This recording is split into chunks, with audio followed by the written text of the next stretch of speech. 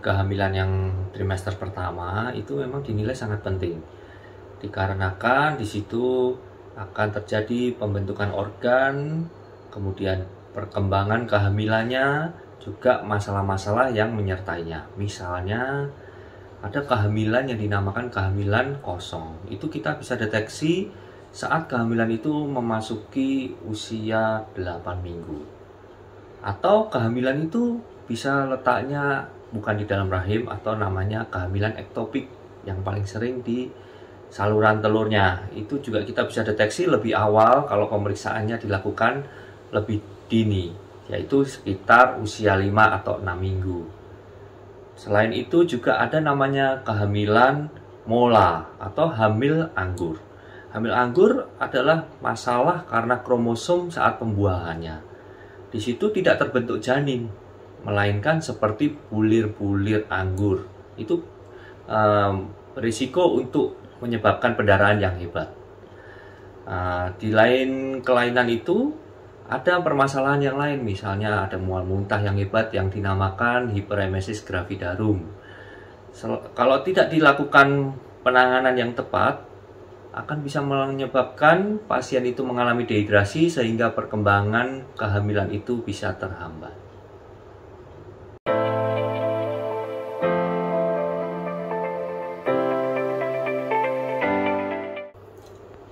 Jadi memang betul pendarahan itu merupakan kasus gawat darurat kebidanan. Memang kita bagi antara trimester 1 dan trimester 2 dan 3. Kalau trimester 1 itu paling sering penyebabnya yaitu keguguran. Atau seperti yang sudah dikatakan tadi, kehamilan ektopik atau kehamilan di luar rahim, juga kehamilan mola atau kehamilan anggur. Itu penyebab dari pendarahan di trimester 1. Penanganannya juga masing-masing berbeda ya.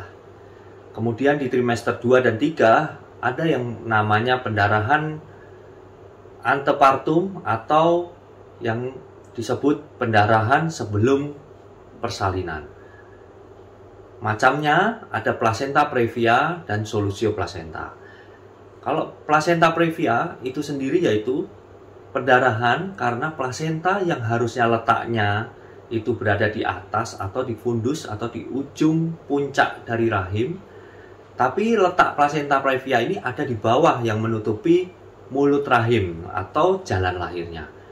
Sehingga resiko untuk pendarahan atau pecahnya pembuluh darah di bawah itu meningkat. Dan selain itu ada solusio placenta. Kalau solusio placenta letaknya sudah betul. Misalnya letaknya di belakang atau di atas rahim.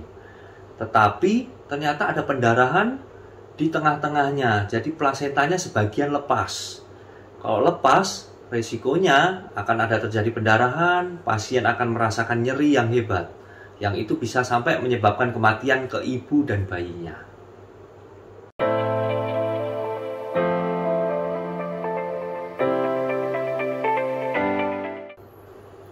Kehamilan dengan mual muntah itu biasa.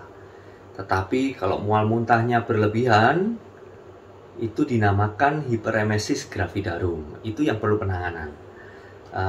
Sebelum kita bisa melakukan penanganan, kita harus mengerti penyebab dari hiperemesis gravidarum. Salah satunya karena infeksi oleh kuman Helicobacter pylori.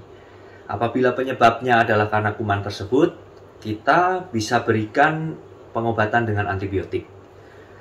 Selain itu juga penyebab dari hiperemesis gravidarum yaitu karena faktor alergi. Yang dimaksud dengan alergi saat kehamilan. Setelah kehamilan itu selesai atau bayi sudah lahir, mual muntahnya akan langsung hilang. Kemudian selain kedua hal tersebut juga bisa disebabkan karena kehamilan yang pertama kali itu rasionya dibandingkan untuk kehamilan dengan kedua dan ketiga itu lebih besar di kehamilan pertama untuk mengalami hiperemesis gravidarum. Juga kehamilan kembar dan kehamilan mola. Nah, untuk penanganan masing-masing kita bisa memberikan pengobatan anti mual, kemudian penenang dan juga istirahat. Pastikan perjalanan medismu tanpa repot bersama Somek. Banyaknya syarat untuk berobat ke Singapura ataupun Malaysia membuat repot selama pandemi ini. Selama 12 tahun, Somek didukung SOS Ambulans Udara melayani pasien untuk berobat ke Singapura dan Malaysia. Somek mencarikan dokter spesialis sesuai dengan keluhan kamu. Somek juga akan membantu proses perizinan ke Singapura dan Malaysia. So, tunggu apa lagi? Hubungi tim Somek untuk perjalanan medismu.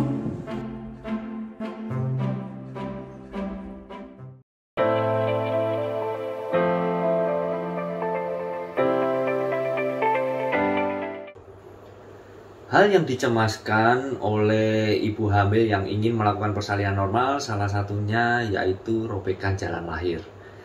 Robekan jalan lahir disebut juga robekan perineum. Padahal tidak semua persalinan itu akan mengalami robekan jalan lahir. Beberapa faktor bisa menyebabkan itu. Salah satunya elastisitas dari perineum itu sendiri atau jalan lahirnya. Untuk elastisitas tersebut kita bisa melatihnya dengan pijatan perineum, bisa dengan senam Kegel atau yoga, atau dilakukan dengan fisioterapi. Selain itu juga yang mempengaruhi supaya perineum itu utuh atau tidak ada robekan itu bisa karena kehamilan yang sudah pernah dilewati oleh bayi, sehingga kehamilan yang pertama dibandingkan dengan kehamilan yang kedua atau berikutnya, resiko untuk robekannya itu lebih besar di kehamilan yang pertama.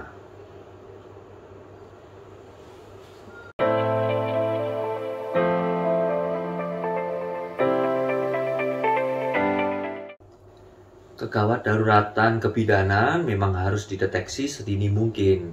Jadi kami semua harus memberikan edukasi kepada ibu-ibu hamil supaya mengerti dan menyadari kalau kasusnya tersebut termasuk kegawat daruratan atau tidak. Salah satu penyebabnya yaitu pendarahan. Pendarahan bisa dialami saat kehamilan atau saat proses persalinannya. Kemudian juga ketuban pecah sebelum waktunya atau yang dinamakan ketuban pecah dini. Selain itu juga ada peningkatan tekanan darah disertai dengan bengkak-bengkak kaki. Biasanya tensinya sampai 160/90. Itu yang dinamakan preeklamsi yang bisa menyebabkan kejang atau eklamsia. Kemudian saat proses persalinan ada resiko untuk terjadinya robekan rahim yang dinamakan ruptur uteri. Itu kasus yang sangat emergensi dan harus membutuhkan penanganan yang sangat cepat.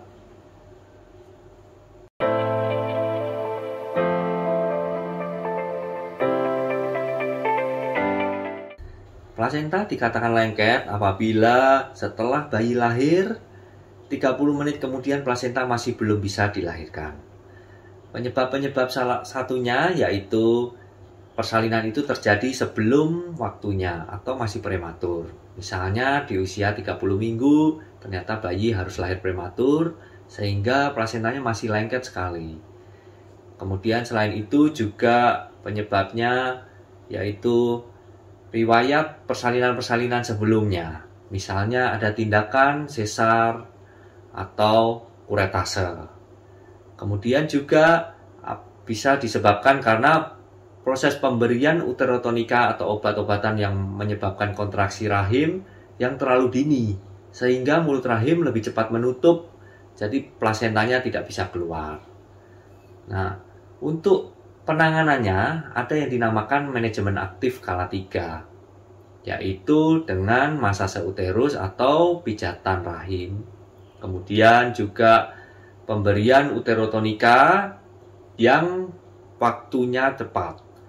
Selain itu juga penarikan tali pusat terkendali. Maksudnya terkendali yaitu kita tarik tali pusatnya tidak terlalu kencang juga tidak terlalu pelan. Sehingga memudahkan plasenta itu lahir sesuai dengan waktunya. Apabila manajemen kala 3 itu masih belum berhasil, ada kalanya kita memerlukan tindakan lain, yaitu dengan proses kuretase.